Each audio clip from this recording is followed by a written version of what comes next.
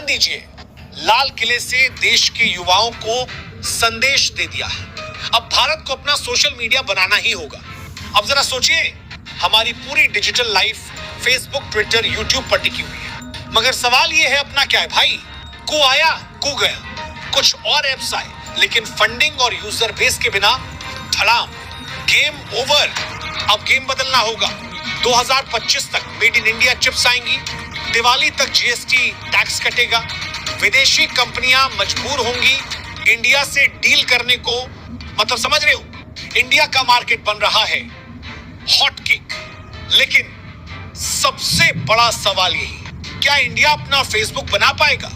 क्या कोई जियो या टाटा ट्विटर जैसी साइट खड़ी कर पाएंगे? क्या हमारे इन्फ्लुएंसर्स जनता को खींचकर नए प्लेटफॉर्म्स तक ले जाएंगे?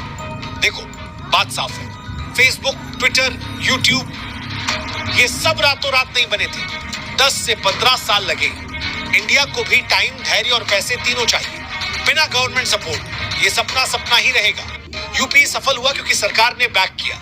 सोशल मीडिया के लिए भी वही चाहिए। देखिए दोस्तों, आज का दौर बिल्कुल अलग है। इंडिया में क्रिएटर्स की कोई कमी नहीं है। आज हर गली मोहल्ले से क्रिएटर निकल रहा है। यूट्यूबर, पॉडकास्टर, इंस्टा रील्स वाला, गेमिंग स्ट्रीमर, पूरा का पूरा आर्मी खड़ा है। तो सोचिए जरा, अगर कल सुबह इंडिया का अपना सोशल मीडिया लॉन्च हो जाए और सरकार भी सपोर्ट करती है, फंडिंग मिले, टेक्नोलॉजी मिले, लॉन्ग टर्म विजन मिले, तो भाई प्लेटफॉर्म खड़ा होने में ज्यादा टाइम नहीं लगेगा। क्रिएटर्स तैयार बैठे हैं, ऑडियंस भूखी है इंडियन ऑल्टरनेटिव की। बस चाहिए एक stable, secure, long lasting platform. और याद रखिए, आज कंटेंट ही करेंसी है। जिसके पास क्रिएटर्स, उसके पास पावर। और इंडिया में क्रिएटर्स ओवरफ्लो कर रहे हैं भाई। आज अगर सरकार रिलायंस, टाटा, जियो जैसी कंपनियों के साथ कंधे से कंधा मिलाकर खड़ी हो जाए, तो भाई दुनिया देखेगी इंडिया का अपना फेसबुक, इंडिया का अपना यूट्यूब, इंडिया का अपना ट्विटर। खड़ा होना पक्का है। अब इंडिया के युवाओं के सामने चैलेंज है, क्यों दूसरों पर डिपेंड रहे, क्यों भारत का पैसा बाहर जाए? तो भैया कम से कम 2-3 प्लेटफॉर्म तो बनाओ, शुरुआत करो। धीरे धीरे दुनिया हिलेगी, वरना हम स्क्रॉल करते रहेंगे और अमेरिका हमें ब्लैकमेल करता रहेगा। सोच कर देखो, जिस देश ने यूपी से दुनिया हिला दी, जो स्पेस में चांद तक पहुंच गया, वो क्या अपना सोशल मीडिया नहीं बना सकता? फर्क बस इतना है, इच्छा शक्ति चाहिए, भरोसा चाहिए और लॉन्ग टर्म गेम प्लान चाहिए। और मैं कहता हूं दोस्तों, अगर ये सब मिल जाए ना, तो वो दिन दूर नहीं जब दुनिया के क्रिएटर्स पूछेंगे, अरे भाई इंडिया का नया प्लेटफॉर्म है, अकाउंट कहां बनाएं?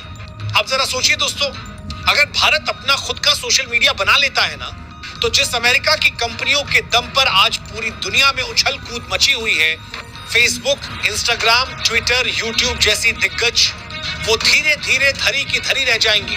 क्यों? क्योंकि इंडिया सबसे बड़ा मार्केट है भाई।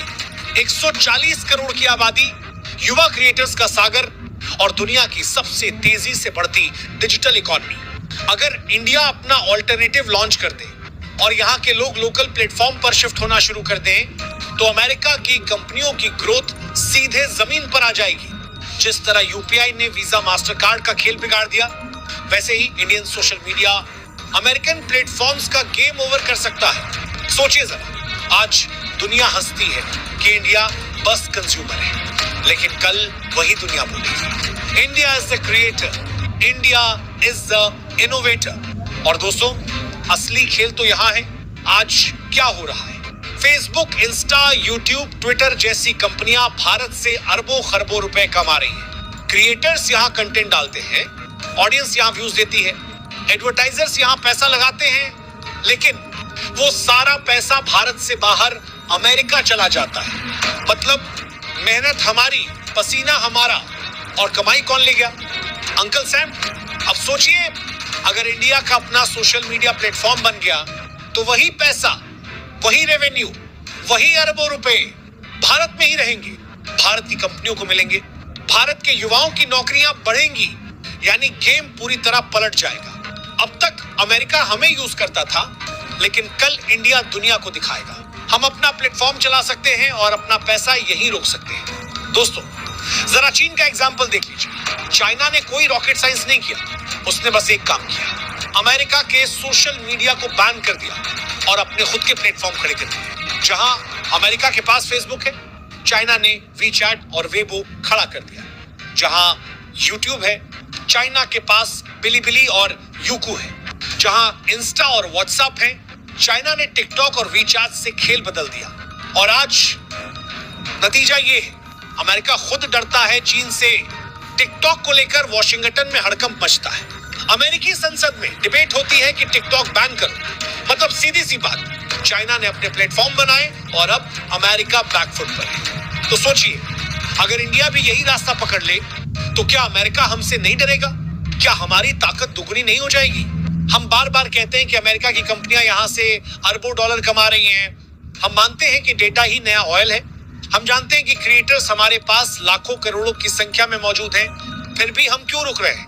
देखो, चाइना ने कर दिखाया। वो बोला, भाई बाहर की कंपनी बैन, अब से हमारे लोग सिर्फ हमारे प्लेटफॉर्म्स पर जाएंगे। लोग मजबूर हुए, लेकिन धीरे धीरे उन्हीं के प्लेटफॉर्म्स आदत बन गए और आज टिकटॉक जैसी चाइनीज एप्स अमेरिका तक को हिला रही है। ये वही अमेरिका है जो कभी पूरी दुनिया को टेक्नोलॉजी से कंट्रोल करता था। आज वही अमेरिका डरता है कि कहीं चाइना उसकी जमीन न खिसका दे।